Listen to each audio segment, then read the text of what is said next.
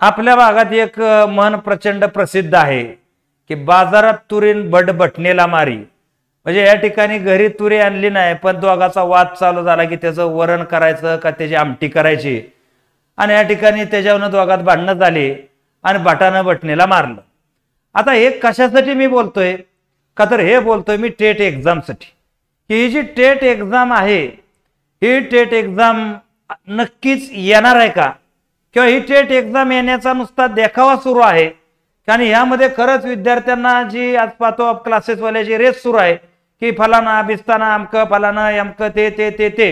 तर त्या सगळ्याच गोष्टीवरती मी भाष्य करणार आहे की टेट एक्झामची किती पॉसिबिलिटी आहे येण्याची किंवा किती येण्याची नाही, आणि त्यानुसार आजचा हा सेशन मी परिपूर्ण बनवलेला आहे। तो सेशन व्यवस्थितरित्या बघा 3 ते 4 मिनिटांमध्ये तुम्हाला या सगळ्या गोष्टी मी सांगणार आहे। माहित आहे, तर या ठिकाणी आपल्याला माहित आहे की 2023 मध्ये टेटची एक एक्झाम झाली आणि एक्झाम मध्ये सर्वसाधारणतः ज्या जागा भरल्या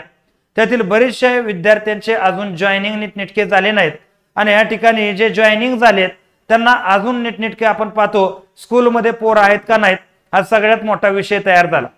का तर आज आपण पाहतो की बरेचसे खाजगी या ठिकाणी शाळा चालू झालेल्या आहेत आणि पालकांचे मॅक्सिमम जे आपण पाहतो जे रिव्ह्यू आहेत ते खाजगी शाळेकडे वळलेले आहेत तुलनेनं सरकारी शाळेच्या।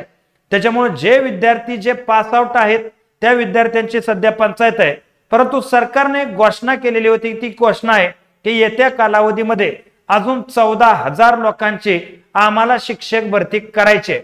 आता 14,000 लोकांची शिक्षक भरती करण्याच्या अगोदर, हे वचन पाळण्याच्या अगोदर मला 2-3 तुम्हाला काय महत्वाच्या बाबी सांगायच्या त्या बाबी लक्षात घ्या। का तर या एक्झामच्या नादात येणारी कंबाईन किंवा येणारी या ठिकाणी बीएमसी असेल, समाज कल्याण असेल किंवा इतर एक्झाम असतील, त्या एक्झामचा फोकस तुमचा कमी होऊन इकडे फोकस वाढायला नको, हा पहिला विषय लक्षात घ्या।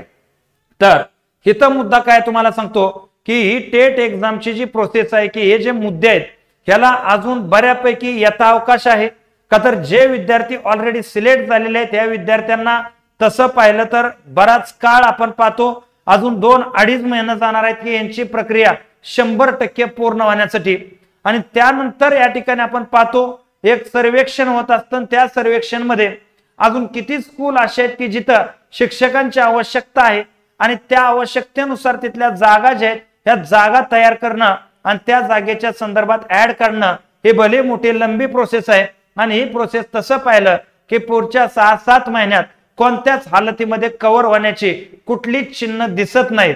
आणि तरी या ठिकाणी विद्यार्थ्यांना जर वाटत असेल की टेटचा अभ्यास करायचा आहे, टेटची या ठिकाणी गरज आहे, तर त्यासाठी आम्ही तयारच आहोत की टेटची बॅच आहे ती 100% तुम्ही करू शकता। परंतु माझं वैयक्तिक मत जर तुम्ही विचारलं तर नक्की एक गोष्ट मी तुम्हाला इथं सांगू इच्छितो की यामध्ये जर आपण पाहायचं झालं तर टेटची एक्झाम ही एक्झामच्या अगोदर ज्या इतर एक्झाम येत आहेत त्या एक्झाम वरती विद्यार्थ्यांनी जर फोकस ठेवला तर मला वाटत नाही की तुम्ही या ठिकाणी आधारात गोळी चालवल्यासारखा फील तुम्हाला पुढच्या 2-4 महिन्यात येऊ नये, म्हणून हा व्हिडिओ बनवण्याचा मी खास असा हा उपद्व्याप केलेला आहे, आणि हा उपद्व्याप तुमच्या चांगल्याच रीतीने लक्षात आला असावा अशी मी अपेक्षा व्यक्त करतो। या ठिकाणी थांबतो। जय हिंद, जय महाराष्ट्र।